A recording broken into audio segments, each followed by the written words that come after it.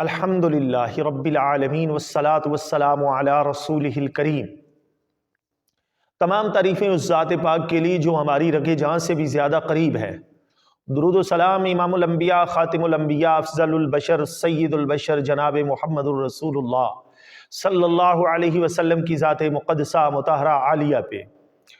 عزیز بھائیو، جو بات آپ کے سامنے آج ہم رکھنا چاہتے ہیں کہ عورت کی حکمرانی کا شرعی کیا حکم ہے، اس کا جو مین وجہ بنی ہے وہ مریم نواز کا صوبہ پنجاب کے اندر اس کو وزیر اعلیٰ نامزد کرنے کے حوالے سے یہ بات پاکستان کے اندر گردش کر رہی ہے، کیا عورت کی حکمرانی کرنا جائز ہے یا نہیں ہے۔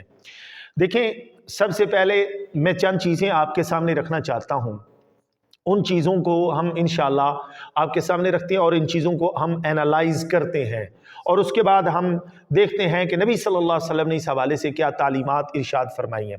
سب سے پہلی اور بنیادی بات یہ سمجھ لیں، اس میں کسی عورت کی انسلٹ کرنا مقصود نہیں ہے، لیکن فطری اعتبار سے جیسے مردوں کے اندر کچھ کمزوریاں موجود ہیں، ایسے ہی خواتین کے اندر بھی کچھ کمزوریاں موجود ہیں۔ صحیح بخاری میں حدیث موجود ہے کہ اللہ کے رسول صلی اللہ علیہ وسلم نے ایک بات یہ ارشاد فرمائی ہے کہ جو خواتین ہیں وہ عقل کے لحاظ سے بھی کمزور ہیں اور دین کے لحاظ سے بھی کمزور ہیں، ایمان کے اعتبار سے، عمل کے اعتبار سے بھی کمزور ہیں۔ تو نبی صلی اللہ علیہ وسلم سے پوچھا کہ اللہ کے رسول وہ کیسے؟ تو اللہ کے رسول نے فرمایا، دیکھیں، خواتین کی ہر مہینے کچھ نہ کچھ نمازیں بھی رہ جاتی ہیں ایام مخصوصہ کی وجہ سے، اور روزے بھی آپ کو پتہ ہے کہ کچھ رہ جاتے ہیں، تو یہ ان کی دین کے اندر کمزوری ہے۔ اور جہاں تک ان کے عقل کے لحاظ سے کمزوری کی بات ہے تو وہ کچھ یوں ہے کہ وہ اللہ تعالیٰ نے قرآن مجید کے اندر خواتین کی جو گواہی ہے، 2 خواتین کی گواہی ایک مرد کے برابر قرار دی ہے۔ تو یہ فطری اعتبار سے خواتین کے اندر کمزوری موجود ہے، اس میں کسی عورت کی کوئی انسلٹ نہیں ہے، ایک بات۔ دوسری بات یہ ہے کہ آپ دیکھیں کہ ہمیں شریعت اسلامیہ جو ہے، شریعت اسلامیہ سے ہمیں یہ بات قطعاً کسی صورت کے اندر بھی صحابہ، تابعین، تبع تابعین، ائمہ، محدثین، اور ایک لمبی تاریخ ہے مسلمانوں کی، اسلام کی، انبیاء کرام علیہ السلام کی، تو ہمیں کہیں بھی نہیں ملتا کہ حکمرانی کے لیے اللہ تعالیٰ نے عورت کو متعین کیا ہو۔ اس کی ایک آپ سب سے بڑی دلیل دیکھیں کہ جو نبی ہوتا ہے وہ صرف نبی نہیں ہوتا، بلکہ وہ ایک سپہ سالار بھی ہوتا ہے، وہ ایک حکمران بھی ہوتا ہے، وہ ایک جرنیل بھی ہوتا ہے، وہ ایک قاضی بھی ہوتا ہے۔ تو اللہ نے جتنے بھی انبیاء کرام علیہ السلام مبعوث فرمائے وہ سارے کے سارے ہی مرد تھے۔ ایک بات، بعض لوگ اعتراض کرتے ہیں، وہ کہتے ہیں کہ دیکھیں اللہ تعالیٰ نے ملکہ بلقیس کا ذکر قرآن مجید میں کیا ہے، تو وہاں پر بھی میں زیادہ ڈیٹیل میں نہیں جاؤں گا، لیکن وہاں پر بھی عورت کی جو کمزوری ہے اس کو اللہ تعالیٰ نے واضح طور پر بیان فرما دیا ہے۔ اس میں ایک بات کہ اس نے اپنی پنڈلی سے کپڑا اٹھایا، حالانکہ وہ نیچے شیشہ تھا، پانی نہیں تھا، تو وہ بھول گئی، یعنی یہ اس کے عقل کی طرف اشارہ کیا گیا، ایک بات۔ دوسری بات یہ ہے کہ حضرت سلیمان علیہ السلام کے اوپر جب وہ ایمان لے آئی تو کیا اس کے بعد وہ حکمران رہی؟ ایک بات، اگر وہ حکمران رہی ہے تو اس کا ذکر تو قرآن میں موجود نہیں کہ حضرت سلیمان علیہ السلام کے اوپر ایمان لانے کے بعد کیا وہ حکمران رہی، اور اگر رہی ہے تو اس کا ذکر قرآن میں موجود نہیں ہے کہ اس کے حکمران رہنے کا ذکر موجود نہیں۔ دوسری بات یہ ہے کہ اس کو ہم اس طریقے سے، اگر وہ رہی بھی ہے تو بھی وہ شریعت حضرت سلیمان علیہ السلام کی ہے، اور رسول اللہ صلی اللہ علیہ وسلم کی شریعت نے حضرت سلیمان کی شریعت کو منسوخ کر دیا ہے، نمبر 1۔ نمبر 2، اگر ہم یہ کہہ دیں کہ حضرت سلیمان علیہ السلام کی جو حکومت تھی اس کے دوران ہی ملکہ بلقیس بھی جو ہے وہ حکمران رہی ہے، تو حضرت سلیمان علیہ السلام کی وہ جو دعا ہے جس کا ذکر قرآن نے بھی کیا اور رسول اللہ صلی اللہ علیہ وسلم نے بھی ذکر کیا، اللہ کے رسول نے فرمایا ہے کہ حضرت سلیمان علیہ السلام نے اللہ کے سامنے دعا کی کہ اے میرے رب، جیسی حکومت تو مجھے عطا کر رہا ہے ایسی حکومت اور کسی کو عطا نہ کرنا۔ اگر ان کی حکومت کے اندر ایک عورت شریک ہو گئی تو گویا وہ دعا قبول نہیں ہوئی، لیکن حقیقت یہ ہے کہ اللہ کے رسول تو تصدیق فرما رہے ہیں کہ حضرت سلیمان کی دعا کو اللہ نے قبول کر لیا ہے۔ خیر، آگے چلتے ہیں.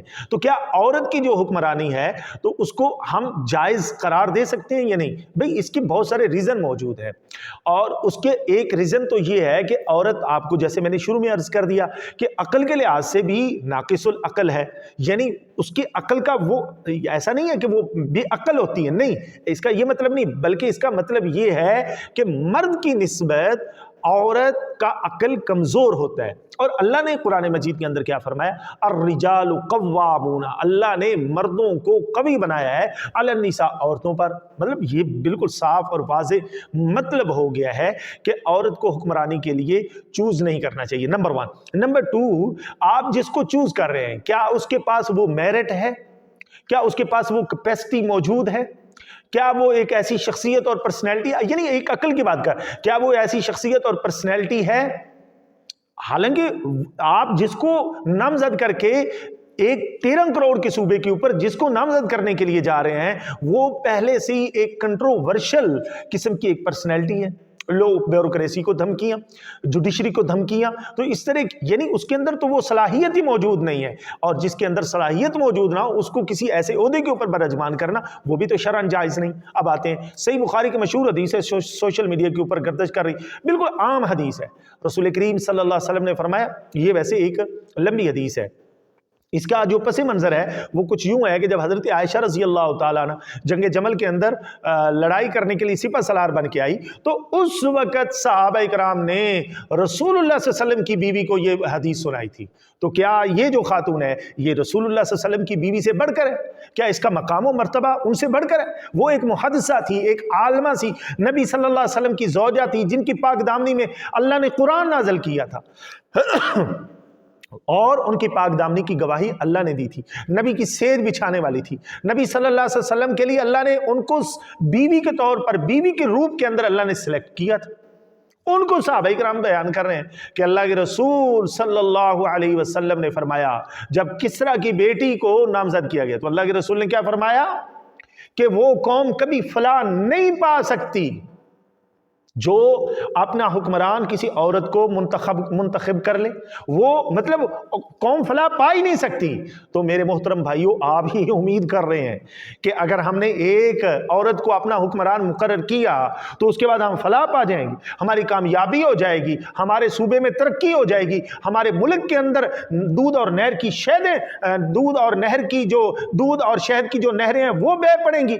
قطعاً ایسا ہرگز نہیں ہے، نہیں ایسا کچھ بھی، ہم فلاح ہی نہیں پائیں گے، ہم ناکام ہو جائیں گے، نامراد ہو جائیں گے. اور لوگوں، مسلمانوں، خدا کے لیے رسول اللہ صلی اللہ علیہ وسلم کی تعلیمات کو مد نظر رکھو.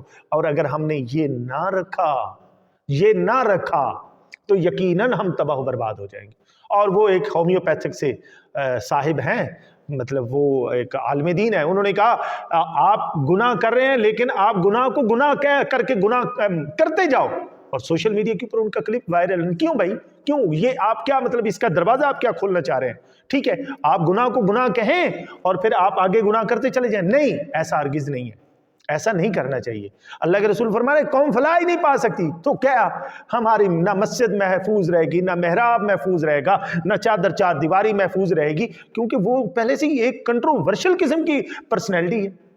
اللہ تعالیٰ مسلمانوں کو ہدایت عطا فرمائے، قرآن و سنت کی اوپر عمل کرنے کی توفیق عطا فرمائے. وما علینا الا